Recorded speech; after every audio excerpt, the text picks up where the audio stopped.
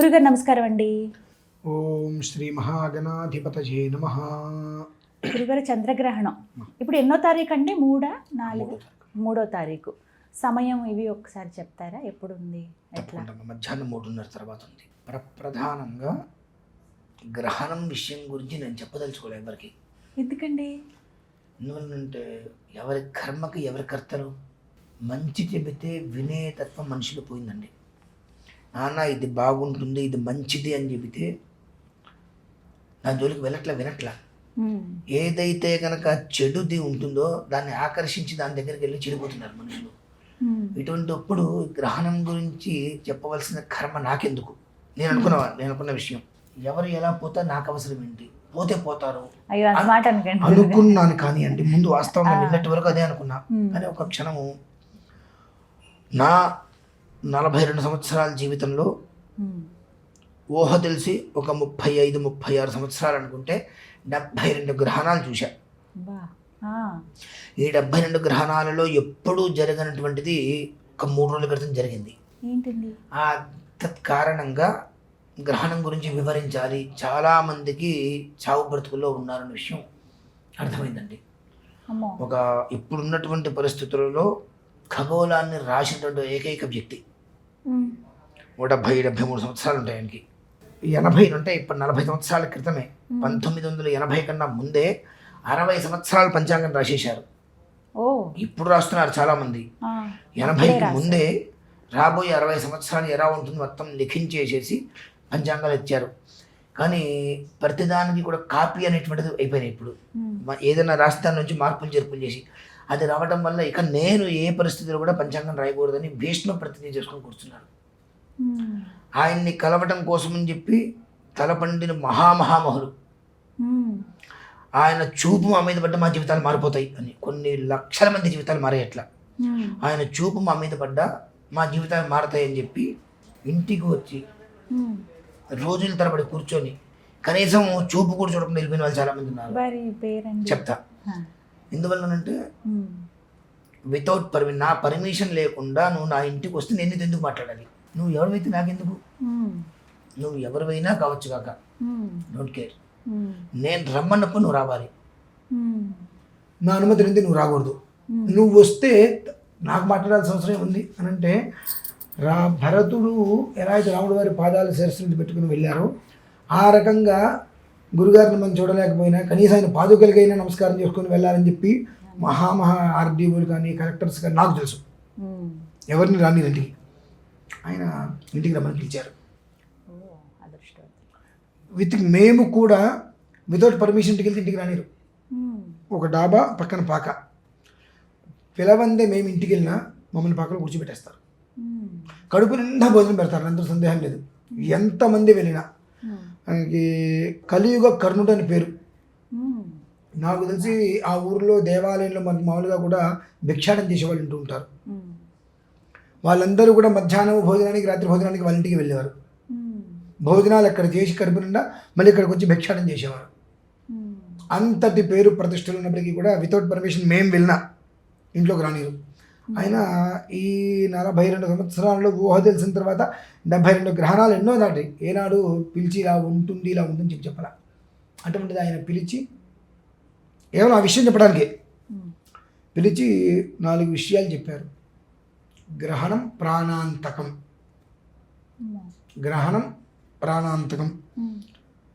కర్కాటక లగ్నంలో జన్మించినటువంటి వ్యక్తికి ఏం జరుగుతుందో తెలియదు. మనం 10 మంది మంచి కోరి ఏదైనా చెప్పవచ్చు, బట్ కానీ కొన్ని పరిస్థితుల్లో ఆ కర్మ అంతకు మించి మనం అనుభవించవలసిన పరిస్థితి ఉంటుంది. సింహరాశికి మేషరాశికి ఉన్నటువంటి విధానం ఒకటి. ఈ రాశిలో ఉండేటువంటిది 60% అయితే ఈ లగ్నంలో కర్కాటక లగ్నంలో మాత్రము ఒక 1000% దోషం ఉంది. సామాన్యమైన దోషం కాదు. ఏ పరిస్థితులలో కూడా ఆ 3వ తారీఖు గ్రహణం రోజు నాడు ఇంట్లోంచి గడప దాటి బయటికి రావద్దు. లేదంటే నేను చెప్పేవాడిని కదండి, గడప దాటి బయటికి రావద్దు. బయటికి వచ్చిన తర్వాత ఏదైనా జరిగితే మరి నన్ను అడగద్దు. ఆ స్థితి ఉంది కాబట్టి ఆ రోజు మొత్తం గడప దాటకుండా ఇవాళ ఉదయం కూడా ఫోన్ చేశారు నాకు 9.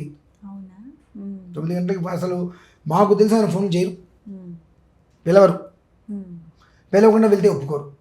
ఉమ్, ఆయనకి దూర్వాసురుడు అనే పేరు, విశ్వామిత్రుడు అని కూడా పేరుంది. ఉమ్, అటువంటిది ఇవాళ ఉదయం కూడా మళ్ళీ అదే చెప్పారు ఫోన్ చేసి, ఏ పరిస్థితులలో 3వ తారీఖు గ్రహణం రోజు నాడు గడప దాటి బయటికి కాలు పెట్టకు. నీకు ఏది వస్తుందన్నా నువ్వుంటే అంతకు మించి నీకు అన్నీ వస్తాయి, ఉమ్, కానీ గడప దాటి బయటికి కాలు పెట్టకు. ఆ రోజు నాడు ప్రశాంతంగా మహాలింగార్చన చేసుకో.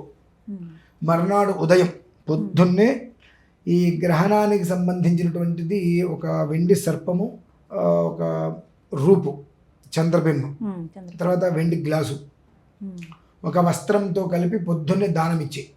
ఉమ్, ఇది చేసుకోగలిగితే తిరిగి ఉండదు ఉమ్, అని చెప్పి ప్రత్యేకంగా చెప్పేటప్పటికీ అనుకున్నా. సరే, ఎవరు ఎలా ఉన్నప్పటికీ కూడా కొంతమంది అయినా విశ్వసించే వాళ్ళు ఉంటారు. ఉంటారండి. అవును. మేషరాశి సింహరాశికి ప్రభావం అయితే ఉమ్, ఉందంటారు. గట్టిగానే ఉందన్నారు. ఉమ్, అంతకు మించి 1000% కర్కాటక లగ్నంలో ఎవరైతే జన్మించారో వారికైతే చాలా దారుణమైన స్థితి ఉంది ఉమ్, అనేటువంటిది బాగా చెప్పడం జరిగింది. ఉమ్, ఆ విషయం అనేటువంటిది తెలియచెయ్యాలి ప్రతి మనిషికి. గ్రహణ నియమాలు ఏమిటి అనే విషయం పక్కన పెడితే, ఆ రోజు 3వ తారీఖు ఉదయం నుంచి 4వ తారీఖు ఉదయం దానం ఇచ్చే వరకు గడప దాటి బయటికి కాలు పెట్టవద్దు. ఉమ్, ఇది వాళ్ళు ఇప్పుడు వినేటువంటి వాళ్ళు హెచ్చరిక అనుకోవచ్చు, ఉమ్, జాగ్రత్త భయపెట్టాలని చెబుతున్నాను కాదు. అనుకోవచ్చు, ఆయన ఏదో ఆయన నోటి దోల కొద్ది చెబుతున్నాడు అనుకుంది. ఇందాక అదే అన్న, ఎవరి కర్మకి ఎవరి కర్తలు. ఉమ్, చెప్తే వినాలి ముందు, ఉమ్, విన్న తర్వాత నువ్వు ఆచరిస్తావా ఆచరించవా అనే దృష్టి నువ్వు నిర్ణయం తీసుకో. వినటానికి కూడా నీకు పూర్తిగా మనస్కరించలేదు, ఏముంది అనుకున్నప్పుడు నీ జీవితాన్ని ఎవరు మార్చలేరు అనేటువంటిది మాత్రం ఖచ్చితంగా ప్రతి మనిషి తెలుసుకోవాల్సిందేనండి. ఉమ్, ఎందువల్లంటే అందుకని అంటే నేను వద్దు అనుకున్నాను ఎందుకు చెప్పాను అంటే, అంతటి పెద్ద మనిషి ఉమ్, నాకు తెలిసి పిలిచి మహామహుడండి, ఉమ్, సామాన్యమైన వాళ్ళైతే కాదు. ఉమ్, ఇంటికి వచ్చి మాట్లాడకపోతే 4 రోజుల పాటు మళ్ళీ అమ్మ మేము వెళ్ళొస్తామమ్మా అని అమ్మగారికి ఆవిడికి నమస్కారం చేసి వెళ్ళిపోతే, వాళ్ళ ఊరిలోకి దిగంగానే అమ్మ మేము దిగామమ్మా అని ఫోన్ చేస్తే, దిగారా గురుగారు ఒకసారి రమ్మన్నారు అని చెప్తే తిరుగు బస్సు ఎక్కి వచ్చేసిన వాళ్ళు ఉన్నారు. మళ్ళీ ఓ, వస్తే గురుగారు అంటే దేనికి వచ్చా, 4 రోజుల తర్వాత మళ్ళీ వెళ్ళొస్తే దేనికి వచ్చావయ్యా అంటే, ఏం లేదు గురుగారు మిమ్మల్ని చూడాలని చెప్పి వచ్చాను, చూశాక బయలుదేరి వెళ్ళిపో. ఉమ్, ఉమ్, అంటే ఆయన మాట విన్నా చాలు. అంటే ఈ గ్రహం నువ్వు అక్కడ ఉండి శాసిస్తాడండి వాళ్ళైన. ఉమ్, రేపు ఉదయం 10:20 ఏం జరుగుతుందో రాసిస్తే జరిగి తీరాల్సిందే. అటువంటి వ్యక్తి భూమి ఇంకెవరూ లేరు. ఉమ్, ఆయన పిలిచి ప్రత్యేక ఫోన్లో కూడా చెప్పచ్చు, నువ్వు రా అని చెప్పి పిలిచి, మామూలుగా అంత తొందరగా ఏ పరిస్థితుల్లో కూడా రమ్మని చెప్పరు.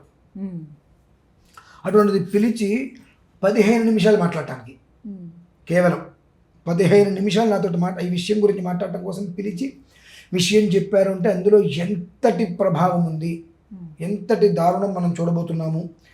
మేషరాశి సింహరాశికి ఎంతటి ప్రభావం ఉంది, ఈ రెండు పక్కన పెడితే అంతకమించి కర్కాటక లగ్నం 1కి 10 సార్లు ఇదే మాట చెప్పారు. ఈ లగ్న ప్రభావం ఉంది కాబట్టి ప్రాణం పోతుంది అన్నా, ఏదన్నా నీకు ₹1,00,00,000 డబ్బులు వస్తాయన్నా గడప దాటి కాలు బయటికి పెట్టద్దు. మర్నాడు 4వ తారీఖు ఉదయం దానం ఇచ్చే వరకు అని చెప్పి ఉన్నారు. కాబట్టి కొంతమంది అయినా ఈ కర్కాటక లగ్నం వారు, ఈ మేషరాశి వారు వీరు చూసి జాగ్రత్త పడతారు. ఎందుకంటే ఈ మేషరాశి వారికి అమోఘమైన యోగం రాబోతుంది. 5.5-6 సంవత్సరాలు తిరుగులేదు వాళ్ళకి. వాళ్ళు ఏది పెట్టుకుంటే బంగారమే. అంతటి అంత అద్వితీయమైన యోగం ఉంది దానికి గండం. కాబట్టి ఏ పరిస్థితులలో కూడా ఎన్ని పనులున్నా ఆ ఒక్కరోజు అదొకటి చాలా. అంటే దానం ఇచ్చేటప్పుడు వెండి గ్లాసు అంటే వెండి పాత్ర ఒకటి, సర్పం, వెండి సర్పం ఒకటి, బింబం, చంద్రబింబం ఈ మొత్తంగా ఒక తెల్లటి వస్త్రంలో పెట్టేసి పొద్దున్నే తీసుకుంటారా అండి? ఎవరైనా తీసుకుంటారా? నేనైతే ఆ రోజు ఉదయం 6:30 కల్లా ఇంటికి రమ్మని చెప్పి ఒక ఆయన్ని దారదత్తం చేసుకుంటానండి, వచ్చి నేను మీకు అది వచ్చేసేస్తే మీకు దానం ఇచ్చేస్తా అని చెప్పాను. మరి ఆ రోజంతా ఏం చేయమంటారు? గ్రహణం రోజంతా, గ్రహణం రోజంతా కూడా పరమేశ్వర ఆరాధన చేసుకుంటూ సాయంత్రం గ్రహణం 3:30 సమయంలో గ్రహణం ప్రారంభం నుంచి నేనైతే ఇంట్లో మహాలింగార్చన చేసుకుంటా. మహాలింగార్చన పూర్తయ్యేంత వరకు నేను లైవ్ పెడతా.